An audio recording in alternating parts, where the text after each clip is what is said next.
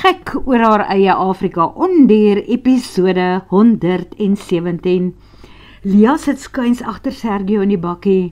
Links voor langs hom sit Dr. Luca Willemse, 'n veearts van Suid-Afrika, en regs langs haar Larry Sutherland, die man se vrou. Hulle wag vir die polisie om by hulle aan te sluit.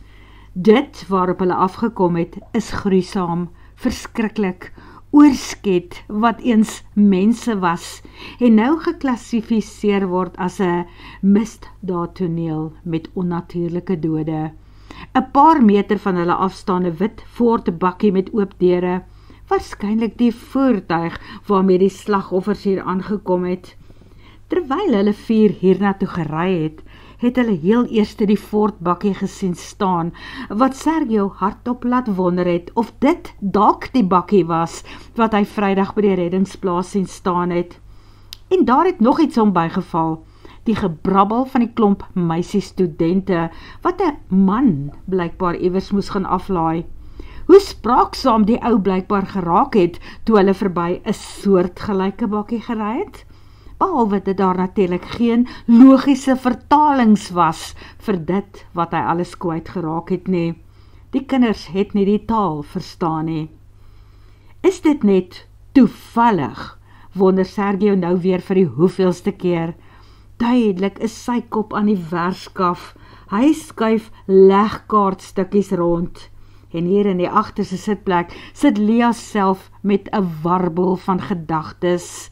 Natuurlik dink sy ook aan die dag waarop sy met Groenie, die Suzuki, van die pad afgejaag het, om van presies net so Ford bakkie af weg te kom en toe in die sand beland het, haar uitklim en weghardloop reg in die zombie-leeu se arms in, wat toe net 'n gewone man was, wat bereid was om sy lang skerp, onversogde naels op haar agtervolgers te toets as hulle haar verder sou pla, en toe gehelp het om die karretjie se wiele weer uit te grawe. Hy het haar laat gaan, toe die manne omgedraai en op die vlug geslaan het, en sy voel so skuldig, dat sy nie vir Sergio die volle waarheid van daardie dag vertel het nie. Om belangrike inligting van iemand te weerhou, is dieselfde as om te lieg, en sy het alweer vir Sergio gelieg. Dit maak van haar 'n wurm. Waar bly die polisie so lank, brom Sergio. Ontspan man, dit is Sondag en dit is Afrika. Paai Luca daar langsom. Presies net dit. Ergerlik maak Sergio sy deur oop en klim uit. Hy stap na die agterkant van die bakkie en maak sy mediese trommel oop. Voor iemand kan sê mes, klim Luca ook uit en Lia spring uit. Iemand moet wag hou. Sy staan in haar deur en bespied die omgewing. Toe vra sy, wat maak jy Sergio? Wat as die leeu's nog in die omgewing is? Nou het hulle mensvleis geproe. Wat is hulle op julle draai? Sergio kyk 'n oomblik na haar, toe sê hy, die masgryf is agter jou en Larry se sitplek. Haal hom uit, jy weet mos hoe hy werk. Lia haal dit uit en toe sy sien dat hy en Luca elkeen 'n paar rubberhandskoene aantrek, herinner sy hom. Sergio, julle mag nie met polisie bewysstukke Peter nie. Julle sal moeilikheid kry en in die tronk beland. Nee, toe maar, ons sal nie roekeloos wees nie, maar daar is iets wat my bybly. Terwyl ons met veldwerk besig was, het mense gepraat van 'n bakkie wat rondry en op diere skiet. Hulle wond die diere. Die maanaar wat ek ingebring het, was beslis een van hulle slagoffers. En die wyfie wat ons uit haar ellende moes verlos. Nee, ek wil gaan kyk of daar enige sulke ontoereike vuurwapens in die bakkie of by die mense is. Wag eers Sergio, keer Luca, en gaan maak die agterdeur aan sy vrou se kant ook oop. Larry, bring asseblief jou kameras, en sal jy afneem wat ons doen, elke beweging wat ons maak. Sergio is reg, die son is besig om te sak, en as die polisie nie dadelik kom nie, is alles wat ons hier aangetref het aan die genade van die nagdiere oorgelaat. Shit, steun Larry saggies. Toe maar, jy kan dit vir my gee, dan sal ek probeer afneem. Toe troos Luca en raak vertroostend met sy hand aan sy vrou se skouer. Nee, Luke, dis alright. Ek kan dit doen. Larry haal 2 kameras uit haar sak. Dit gaan duidelik van die moeilikste video's wees wat die vrou tot nou toe in haar lewe gemaak het, sien Lia. Goed, die strategie gaan nou wees, ons bly naby aan mekaar, teen mekaar. Luca neem haar aan die arm en stap na waar die liggame met doringtakke toegepak is. Ek weet, dit is aaklig om na te kyk, maar neem asseblief af soveel as wat jy kan. Die volgende oomblik haal Sergio die geweer uit Lia se hande. Sy dag nog sy staan in die deur van die bakkie en wag hou. Toe tel hy haar op sy bakkie se dak. Daarna gee hy weer vir haar die geweer aan en sê, moet asseblief nie sonder my hulp probeer afspring nie. Jy weet mos wat laas gebeur het. Ja, sy weet en sy onthou. Sal julle 3 net asseblief by mekaar bly, want anders gaan ek nie weet waarom te skiet as die krisis dalk dreig nie, vra Lia mooi. Ons sal my poplap, en dankie dat jy so kalm en bedaard is in hierdie moeilike omstandighede. Hy wag dat sy die geweer reghou, en toe stap hy na die ander 2 toe. Dit voel asof elke sintuig in haar gespan is oor 3 Stradivarius viole, terwyl sy om hulle rondkyk. Voor haar lig Sergio en Luca die takke op, sodat Larry kan afneem. Die koppe van mense, waaraan daar nog vleis en hare oor is, die ribbes, bene, so hier en daar, nog bedek met klere. Dit is waar wat die boeke skryf oor die mens as prooidier. Selfs die bebloede klere en skoene word verorber. Net een van die slagoffers het egter nog sy skoene aan. Die ander een, sy een been is heeltemal weg. Sy tweede been onder die knieë afgebyt en ook weggedra, waarskynlik deur hyenas. Sergio trek 'n stok nader en lig die baadjie wat oor die slagoffer se skouers is op, daardie deel wat nog oor is, en toe buk hy vooroor en maak die holster en revolver los. Hy sukkel 'n plastiek sak uit sy eie broeksak en sit die wapen daarin. 'n Paar meter van hulle af vind hulle geweer. Beslis nie 'n swaar kaliber jaggeweer nie, maar een wat kan seermaak en wond. Van dit alles neem Larry video's en Luca gebruik sy selfoon as rigsteen vir ingeval sy vrou in haar toestand van skok alles gaan verloor deur verkeerde knoppies mis te vat of raak te druk. Hierdie was selfs erger as om op die mees gruisame ongeluk af te kom. Sergio sit die takke weer in posisie. Daarna stap die 3 van hulle na die bakkie wat daar naby staan. Te ver, dink Lia in 'n oomblik van paniek. Hoe gaan sy hulle daar verdedig? Luca en Sergio gaan vinnig deur die binnekant van die bakkie. Daar vind hulle sowaar nog 'n vuurwapen, selfs 'n tuisgeboude haalgeweer. Daar is ook messe, slagysters, draadstrikke, tange en 'n swaargewig bolt cutter in 'n trommel agter op die bak. Die ouens het bedoel om besigheid te bedryf van die wild wat nou in die omgewing teruggeplaas word en bewaar word. Lia roep na hulle, julle moet asseblief terugkom bakkie toe, ek kan feitelik niks meer in die bosse sien nie, dit raak donker. Dit voel vir haar asof die bosse en bome orals begin lewe kry, daardie tyd van die skemer waar die skaduwees begin asemhaal. En toe brul daar 'n leeu so naby, dat het voel asof 'n groot hand die bakkie onder Lia begin skud. Sy hoor hoe Larry uitroep van skrik en die volgende oomblik kom die 3 van hulle doelgerig terug na die bakkie toe, saam in 'n groot onordelike bondel. Lia is dankbaar toe Sergio haar raakvang toe sy van die dak afduik. Die geweer kon maar eers bly, maar Luca vat dit en beveilig die wapen. Toe hou hy dit daar voor, langsom in die bakkie.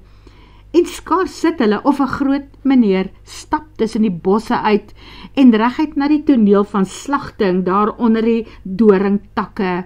Vreesloos en sonder enige haas. Hy steur hom nie eens aan die bakkie met toeskouers nie. Eers toe Sergio uitklim, Die mas skryf oral en 'n skoot in die lug skiet, gaan lê hy 'n end verder en trek lip om sy misnoë met die indringers te kenne te gee. Met die terugklim trek Sergio die radio nader. As sy selfoon oproep na die polisiestasie nie vrugte afgewerp het nie, roep hy nou sommer die stasiebevelvoerder self op die burgerband radio. En dit help baie mense hoor. En ten minste is daar nou ander ook wat kan kom help om die toneel te bewaak. Met die aankom van die eerste voertuig raak die maanaar stil tussen die bosse weg. Die kaptein en sy span polisiemanne besluit net daarna met hulle aankoms en eerste waarneming dat hierdie 'n ongelukkige voorval is van mense wat op die verkeerde oomblik uit hulle voertuig geklim het en hulle rieme styf geloop het. Icona, wat van al die vuurwapens en bewyse op die bak? Daar lê 'n geweer. Dit is wilddiewe en stroopers. En ek vra vir julle, hoe het hulle hier ingekom? Beslis nie met toestemming deur die leeuplaas nie. Ek vra nou vir julle, waar het julle ingekom? Is die drade van die bewaringsgebied rondom alweer geknip? Vra Sergio. Dit is ja, ons is daar by die groot pad. Maar ons het 'n paar konstabels met 'n bakkie gelos om die plek dop te hou en te keer dat jou diere ontsnap, Dr. Sergio. En nou moet ons môre weer mense stuur om dit te kom regmaak, kaptein. Hierdie hele gebied is 'n Bavaria. Dit is hoekom daar hekke is waarop gestryf staan, stay out, all animals are dangerous. Die mense mag nie hier inry op enige plek en sommer kom rondloop nie. Ek het lus en sit die foto's wat ons vandag hier geneem het teen die winkels en oral op die drade op, sodat mense 2 keer kan dink voordat hulle dit waag om hier te kom droog maak. Ai Sergio man, die mense wil net eet, hulle is honger. Kom ons skop maar nie 'n groot boa hieroor op nie, sê die kaptein. En die mense buite die heininge moet in vrede hier kom bly, sonder om elke nag vreesbevange te wees oor wie die mensvreter leeu se volgende slagoffers is. Jy kan nie dink wat die foto's aan die ouens gaan doen hier in die omgewing, sê die kaptein. Wel kaptein, daar sal nie mensvreters leeu's wees hier binne die grense van die leeuplaas, as die mense ophou om drade te knip, in te stap en op die leeu's te skiet nie. Ek is amper doodseker dat hierdie 2 die manne is wat rondry en op die leeu's en die hyenas ook geskiet het en hulle afgeslag het op die ander toneel wat ek vir jou foto's van gestuur het. En as dit so is dit nie hongermense nie. Hierdie is ouens wat onderdele kom oes vir die moetiebedryf en hulle word daarvoor betaal. Hulle doen dit nie vir die honger nie, hulle doen dit vir ekstra en baie geld. Ag kom aan Sergio, gaan huis toe man, ek sien jy het gaste by jou. En vroumense, julle het 'n slegte middag gehad, gaan drink 'n dop en ontspan en los die res by ons is die polisie. En stuur asseblief die foto's en video's wat julle geneem het aan, sodat ons dit kan deurwerk in ons verdere ondersoeke. En dan, sê vir jou gaste, hulle verwyder dit van hulle fone af. Kom aan ou groote, hierdie is nie meer jou afdeling nie, hierdie is nou die saak van die polisie. Behalwe dat ek maar voorstel, dat jou mense môre die spore volg om die leeu's wat hiervoor verantwoordelik is, van kant te maak. Die goed moet geskiet word. Hulle is nou gespoil. Nee, kaptein, ons gaan hulle nie skiet nie. Ons sal die saak deeglik moniteer. Ek sal van my mense aanstuur om hulle te agtervolg en te kyk hoe hulle reageer. Lia sien hoe Sergio se skouers styf trek. Dit is waarskynlik van magteloosheid, want hy weet hy het verloor. Die manne van die polisie skep die oorskotte in 2 swart sakke. Daarna loop hulle met flitse rond en stel stukkies been en klere op, terwyl 1 of 2 met kolligte in die bosse rondom hulle skyn, ook maar senuweeagtig oor ongediertes wat van daar af op hulle kan afkom. Ag hemel, kom ons ry net, sê Sergio. Ek is jammer dat julle as ons gaste nou so iets hier moes beleef. Ag, moenie dink dit gebeur nie hier langs aan by ons in Suid-Afrika ook nie, antwoord Luca. Wel, is jylle lus vir 'n bier of 'n cider? Vra Sergio en tik op die yskassie tussen die sitplekke. Om mee te begin, ja, maar as ons by die huis kom, sluit ek ons kampeerwa oop, want vanaand soek ek verseker iets sterker en ek weet nie of jy sulke goed daar by jou aanhou nie. Ag, wat weet jy, moenie bodder om jou kampwa oop te sluit nie. Min alkoholiese verversings is meer gelaai as die goed wat Lia se pa en oom Manuel daar stook. Nee, wat ons is reg vir jou met iets baie, baie sterker. Mampoer, vra hy, klink reg met my? Nie mampoer nie, ram, wat kan doodskop as jy hom net so vat. Maar gelukkig het ek 'n 2 liter raspberry koeldrank ook in my yskas, sê Sergio. Een vir jou en een vir jou. Makwakwa deel die bene tussen sy 2 fifies, sy hyena kindertjies, die bene wat hy by die sanctuary gekry het. Een van die 2 is 'n dogtertjie en een is 'n seentjie, al lyk hulle op die oog af dieselfde. Die dogtertjie is groter as die seentjie en die hyena hiërargie is gewoonlik die vroulike diere wat die baase word. Sy meisiekind is al klaar groter en slimmer as haar boetie. Jammer dat hulle mamma so vroeg verloor het. Dit is beter as die natuur self sy stappe neem en die kinders groot maak. Maar as hy sy 2 reg hanteer, sal sy heeltemal in staat wees om haar pad na die boonste sport van die hyena hiërargie oop te beklei. Met 'n aanneempa soos hulle sin, kan dit mos nie anders wees nie. Hulle kan trots wees op wat hy Vrydag self reg gekry het. Hy het die vyand uitgeskakel, man. Staan hulle daar langs die pad, toe die kinders hom met sy eie taxi aangery het. En hy vertel vir hulle presies wat hy gehoor het, dat die manne, die groot man van die hospitaal, sy vrou moet vang, en vir daai een moet vat. Mos die een wat gesê het, hy wat Makwakwa is dom, en hy moet voesek. Maar daai meisiekind, met die wit hare, sy kyk hom net so, sy vra, wat sê jy? Dan ry sy aan. Hy sê weer, sien julle, daai 2 by daai karbakkie. Julle moet vir die grootman gaan sê, hy moet sy vrou mooi oppas. Hierdie manne, hulle soek haar om haar vir die ander man te vat. Kyk, die grootman, hy was so goed vir hom. Hy het mos daai dag uitgeval. As hy so val, dan lag die mense vir hom en wys vingers. Maar nie daai een nie. Hy kon sit hier mooi langs hom. Hy kyk hom, hy gee hom water, nie by die beker nie, hy gee vir hom sy bottel, daai botteltjie wat hy nog steeds by hom het, sy mooie botteltjie. Hy tel die waterbottel op. Môreoggend sal hy gaan water skep by die stroom, wanneer sy fifies klaar geëet het, dan maak hy sy botteltjie weer vol met die water. Maar vereers glimlag hy weer. Nee, hy het hulle lekker gekry, daai 2, of liewer, eintlik het hulle self mos gekry. Hy het net so klein bietjie gaan help.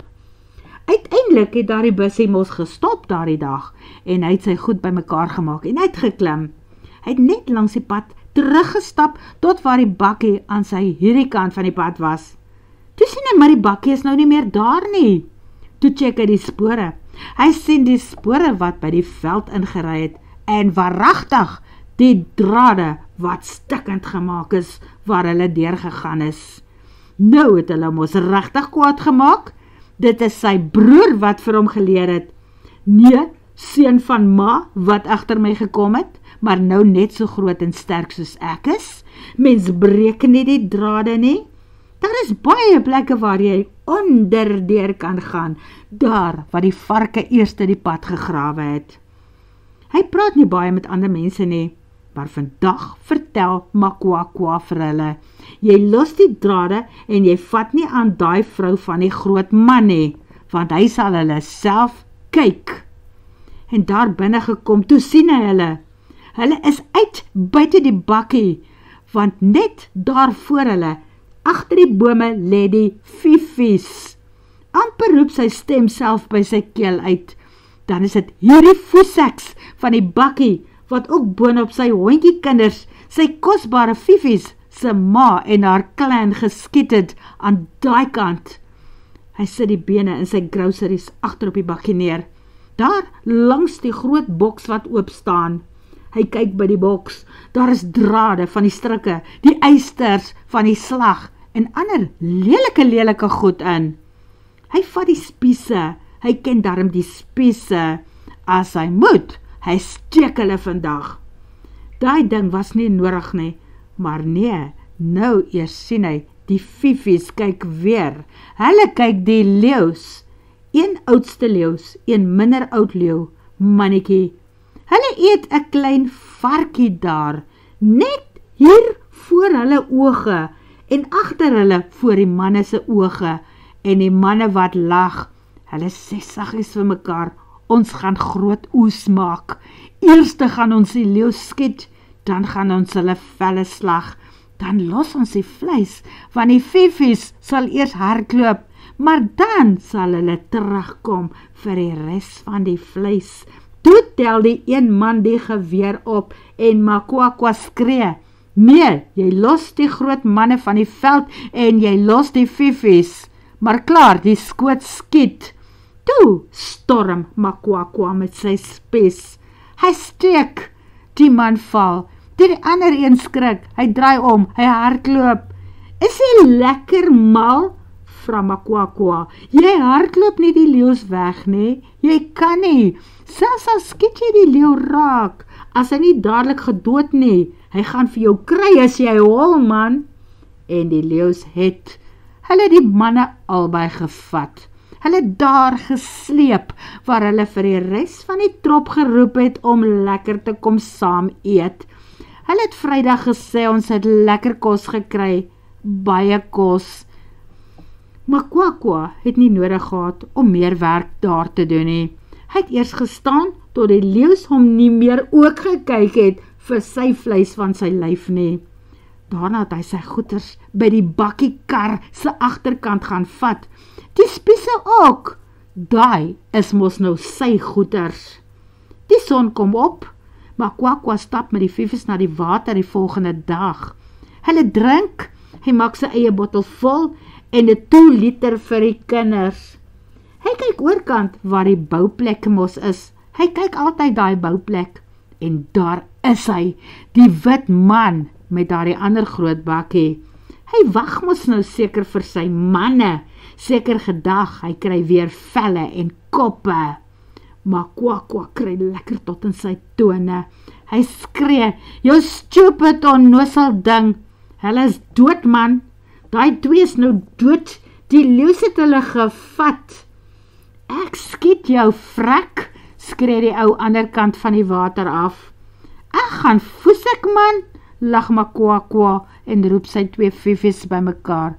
Kom kinders, ons gaan huis toe. Moenie daai een se stories luister nie.